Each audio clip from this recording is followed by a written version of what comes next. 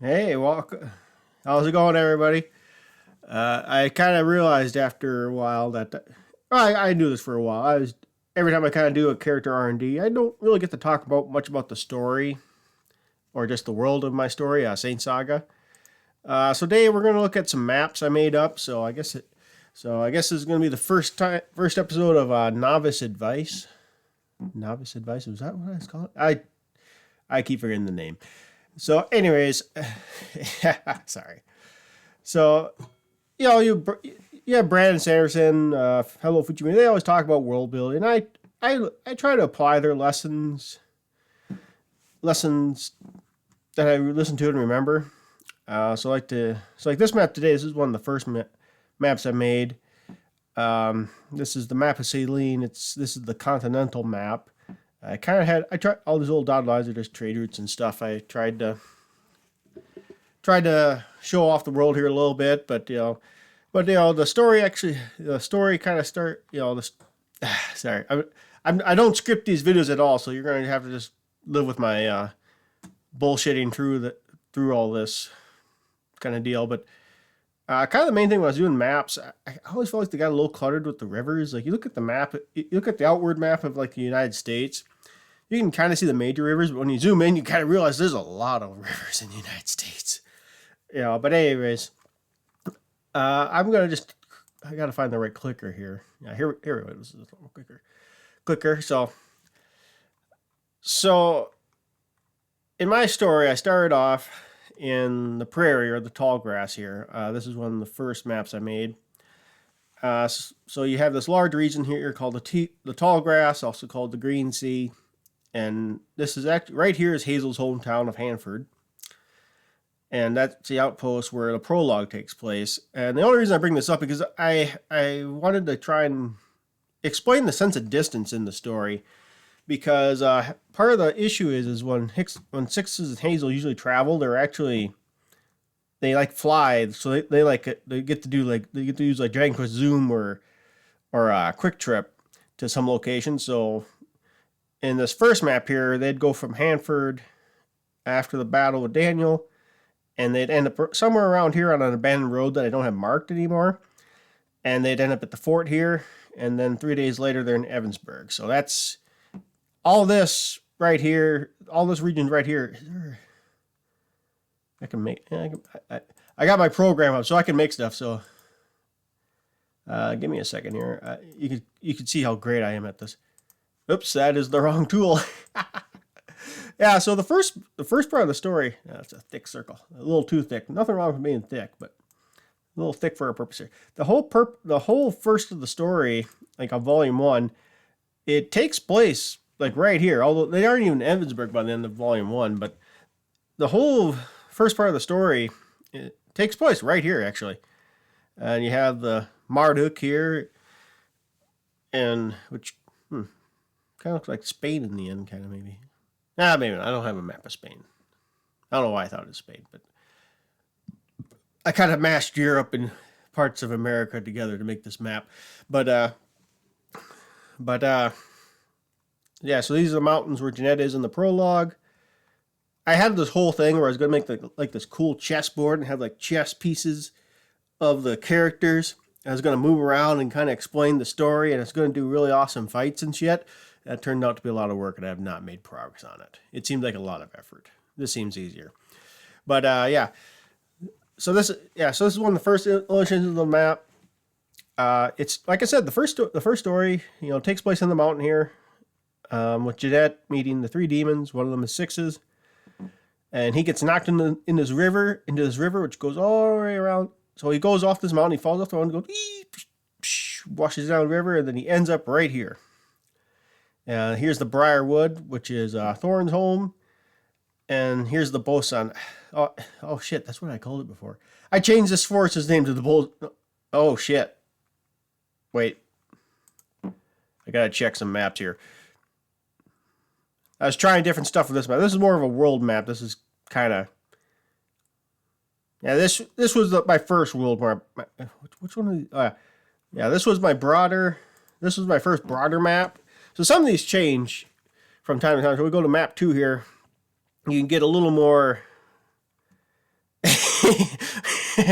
Yeah. This continent with the thumb pointing up doesn't stay like that. That goes away. But yeah, here, yeah. So I'm sorry, I'm all over the place. I'm trying to keep this concise. I'm just a fuck up at this. I'll be honest. I should have wrote a script or had bullet points, but I decided to make this on the fly before I eat supper here. So, but yeah. So I just wanted to. I wanted to just. So yeah, in volume 1, I'm backtracking again, aren't I? Shit. Anyways, in volume 1, the first part of the story takes here, and then the second part of the story, the circle just moves a little bit. Hazel and Sixes are in Evansburg, and Jeanette is actually still in the fort. She's in the fort at this point with Thorne and Daniel. And then the third volume will move south. But yeah, just as kind of a quick world building exercise. This is all in like in the 3 volumes I've had written. Well, I'm going through volume 3 right now. That's got to get proofread a bit more. Volume 2 is coming out January 7th. And volume 1's out, obviously. But yeah, this is kind of the whole first story takes place just in this little region right here, actually. So I kind of thought it'd be nice to show people kind of the scale of the story. So we'll be moving up. So like some more just story facts. You know, we have the Northern Kingdom of Voller here. That plays a role later on, but Hazel gets a false identity from there in Evansburg. But you know, one of the big things I did when I was doing these maps, I made all these little dotted lines, and these are supposed to be like the major trade routes. I tried to have them make sense. You know, like across the prairie here, there's like 3 paths: the south path, the middle path, the north path. You know, all of them kind of make sense. You know, you'd have a northern route. You'd have a central route, and then you have a southern route here. Let's see. I don't think this town sticks around, to be honest. But yeah, I tried to design this map. Some of the names don't really stick. Like this country gets completely changed. Like Archill doesn't stay the same at all. That goes away. Sella stays. Minos might become a minor region, but I wanted to keep Ilya because I really like Fate Stay Night. And I like having references there. But moving in here to the second map, I just basically I gotta make another circle now. You know, so originally, now I do need the thicker circle. What layer is this on? Oh, we don't want to do that. We do not want to do that. Sorry. Like I said, I probably should have scripted this in the end. There, we got a nice big thick circle. So when I made the broader world map, it was very much I'll fill it in later kind of mindset.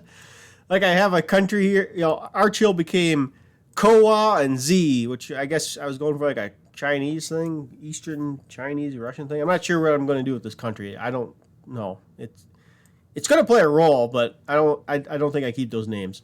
Then we got Jinbei. I think I was just watching One Piece at the time. And then we got Sheena. Sheena's actually important. You know, this world's Japan. Then we got Atalenso, which I don't remember how I came up with the name. I think it's just like I Canadian it. It's like there's a Canadian joke where it's like, well, you know, when the people find Canada, it's like, what are we gonna call this? CANADA. You know, so that's the joke how Canada got its name. I don't know if it's true or not, but I think it's Atalante, Len from SAL, and I don't know where the soul comes from anymore, actually. But Atalenso. This world's Australia, so it's full of things that wants to kill you.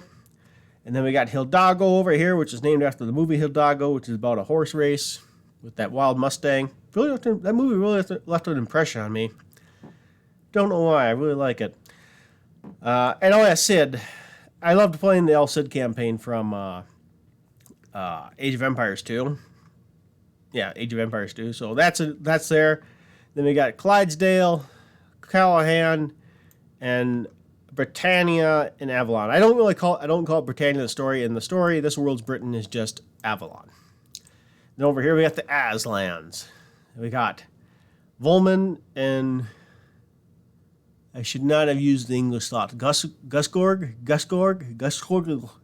Hold on, I can do this. I can do this. Am I going for Nordic? What am I going for? Channel that Norwegian. Channel your core to Norwegian. Gusgorg. That's somewhere Swedish. Gusgorg.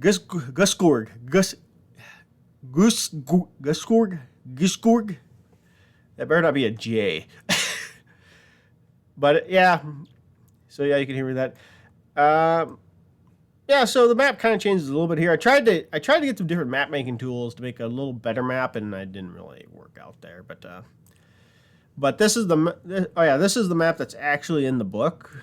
Not exactly in this style, but it is there. And here we kind of refine things a little bit. Let me get here. Oh, yeah. So we have the Briarwood, which is Thorns Forest, represented by this big twisty tree that I made. Then we have the Bullsort Forest. I moved the Bullsort over from the Casaban over to the Bullsort. I don't remember why, I just did. And this is the Dark Forest. And then we have Hanford and Evansburg. And we have Lake Cali up here, which I don't have marked, but it's there. We got these rivers that feel little impeding on the map, to be honest. But I kind of looked out any towns I didn't really have an idea for. So Lockar, there's a town called Lockar that I made up. Later, it should be from Hanford. It should be somewhere over here. It's where Six's companions end up at the end of the book. But I kind of renamed the frontier. Well, now this is just the frontier. Instead of the whole place being called the Tall Grass is now just this area outside of Hanford, and the whole of the frontier is called the Green Sea. So it's supposed to be this large expanse of just green grass with some towns along the trade routes. And I tapered down the mountains a little bit here so they're a little more passable. But yeah, we have Voller, Valentine, Convert States. The Hussar changes a little bit. Oh, I still got Minnowes here. Yeah, I think Minnowes just becomes a region here later on. But we got Hussar, which is a bigger region here. But this is just the map inside the book. But so yeah.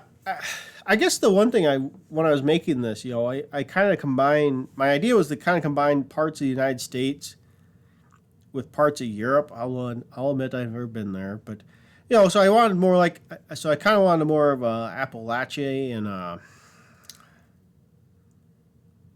what is it? The Alps. Sorry, I could not think of the name. So I wanted kind of like a region, a map with plenty of mountains and stuff in it. So yeah, Salayton's kind of a rocky place. It's a rocky place. You have these lower mountains, you have these higher mountains that look kind of neat. But there's a lot of rivers in it too. I don't like how I do rivers here. You can kind of see they don't feel right, to be honest. In this map, I thought about trying to do all the rivers again. I just thought I'm just going to do the two major rivers that matter in the story right now. But honestly, this map that I did with just basic tools on Clip Studio and some stuff I bought and some stuff and some free brushes I bought. That's how I made these mountains. Look at those mountains. Other than that, I made this map probably turns out the best in some regards. But I don't know exactly what my advice here, I guess, for world building. I guess when it comes to the map, maybe don't take it too seriously. I've been trying some map programs on ink something or other, and I just haven't done great at doing maps. I kind of thought about paying my art team to make them, but it's one of those things where I kind of saved the buck because, well, I didn't want. If I wasn't for sure what was going on, I didn't want to spend major money on it. That's kind of my advice too. Is one of my original ideas for the story actually was the map would get more revealed as you went along the story. So you have the map inside the story here. It kind of you see all this in the first book, in the second book, but you see where Hanford and Evansburg is, and you just kind of see the general region where they're at. I had one of the meta readers think Hazel was gone a month already, but yeah, this is like a week-ish or more journey from Hanford to Evansburg, which is quite a distance still. I'm not sure what I compare this to a more famous site, but But I did like these. I did like these trees I made to show the Black Forest. Look at that evil, twisted tree. It's got like an eye in the bark. It fits so good in Evil Dead. Then you got this twisted, good tree. I should have another tree here, to be honest. There should be a white tree in Boulder for Valentine, but whatever. But yeah, so I'm kind of just rambling, so I'm going to wrap up here pretty soon. But you know, and so we kind of, I'll just go through some of the major cultural influence in the region. So you know, kind of in the Hanford region, that's kind of Midwest prairie zone. So it's kind of more of a Wild West zone. And part of the thing with the story is, as you travel further east, the cultures get more medieval. So like Evansburg is more like a Victorian era city. Down here in Rhodes, where the fourth book takes place, Rhodes was originally just going to be like a small hovel of huts. It was kind of going to be like a worthless town, but I kind of revamped it as I've been going through my first draft of Volume 4. Now that I'm finally here, I kind of revamped it. It's supposed to be like it's a unearthed ancient city that is now a historical city. Like, so we basically found like the pioneers of the story, the people who just go out and find, you know, ruins and stuff. They found Rhodes. It's kind of based off of a Greek or Roman city. It's probably going to be more. I'm basing it off Greek right now, but it should be more Roman because Malta is, well, in our world, Malta is its own thing, but it is kind of where Italy is supposed to be. So it will kind of be more Roman in the end, probably, but Romans borrowed a lot from the Greeks. So it kind of becomes a neat little thing. And part of the storyline is the Bozort and the Casaban and the Bozort are growing in. So eventually, south of Evansburg here, the Dark Forest is going to cover up this entire region here, this entire route, and that kind of bodes ill for the people of Rhodes. But that's part of the fourth volume. I'll kind of save that for later. Let's see here. Yeah, then I mentioned the convert states a lot. This is where one of the major player characters lives. The convert states are basically anybody from the off-say lane. So like they live in the central of the continent here.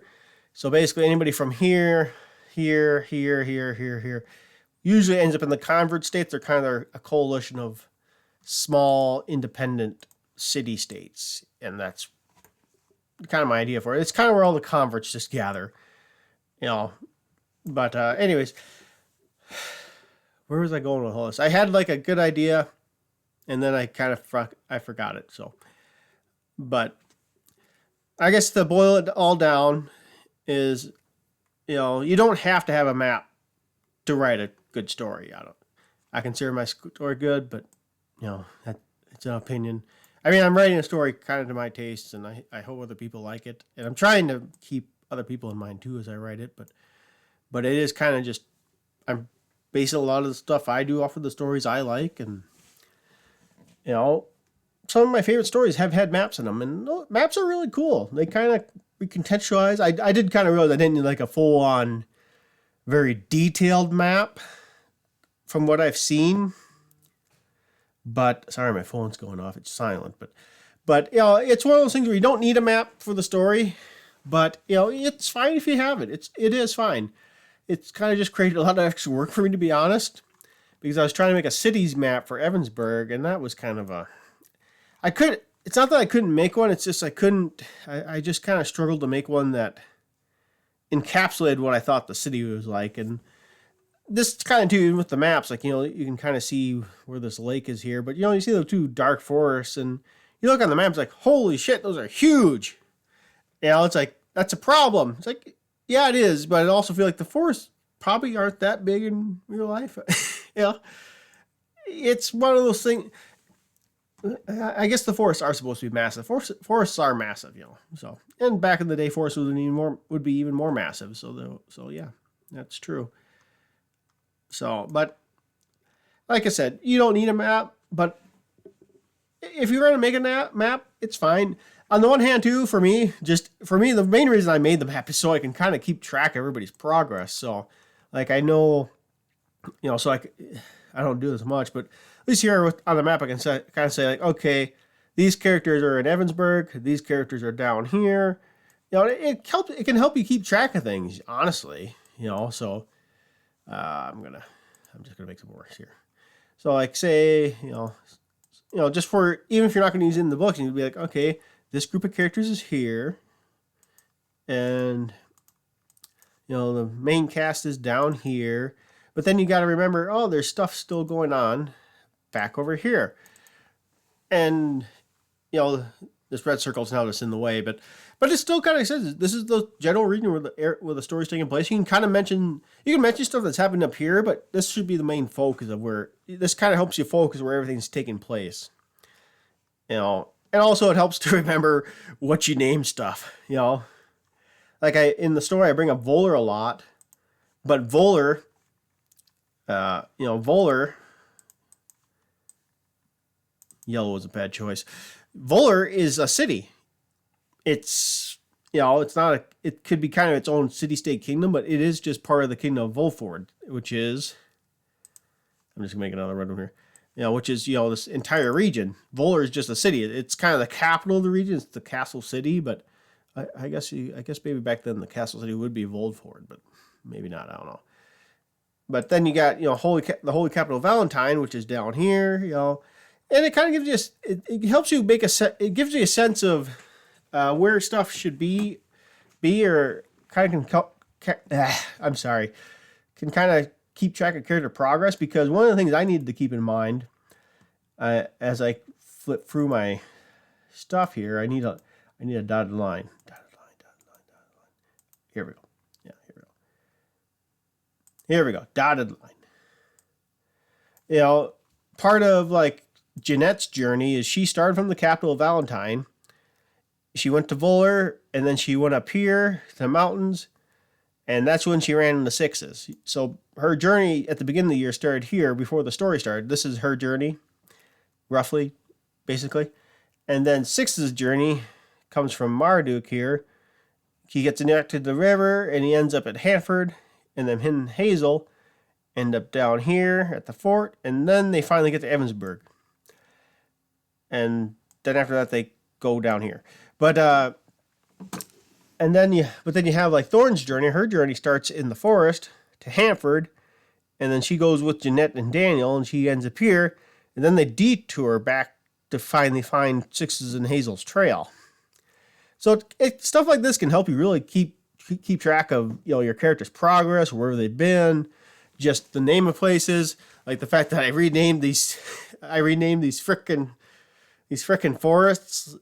And I think I did that because I called one the Bozort, and then I called one the Casaban, and then I realized so I should just, instead of having to go back for the story, it's like, okay, this is the Bozort. It's like, no, we're going to split it in half, and the one in the west is going to be the Bozort, and the one in the east is going to be the Casaban, because then I only have to change one word once. Yeah, but that's my story. That's my novice advice. It's just stuff I've done. I don't know if it's good advice, but it's what I have to give you. Made kind of a face. But, like I said, when you do novels, you don't need to make a map, but even just for yourself, if you just want to make a rudimentary map, not even something this isn't advanced, but I could show you some really good looking maps, but I don't want to drag on this long any longer, but it's a good tool to have. It's a good tool to use, and I encourage you to make a map for yourself if you're writing, just to keep track of things, character progress, or just keep in mind where you are in the region. Like in this region, people might act a certain way, and then down here, down here in this region, it's a different culture. So it can help you really divide up the borders and figure out what's going on. And I'm just making my lines now. So yeah. So that's all I got for today. I think I rambled on a little bit longer than I intended to, but I hope you all have a good day, good night. I hope you check out the story and tell me what you think of it. I'd appreciate any reviews you had to give. Or you can just tell me, or you can just yell at me about it. I don't know. I'd appreciate one more or the other, I guess, like anybody else. But Saint Saga of the Black Beast is available on Amazon. I'll have links and stuff in the description and I'll have a thing at the end here probably. But yeah, I hope you have a good day. That's the third goodbye. So I'll see y'all later.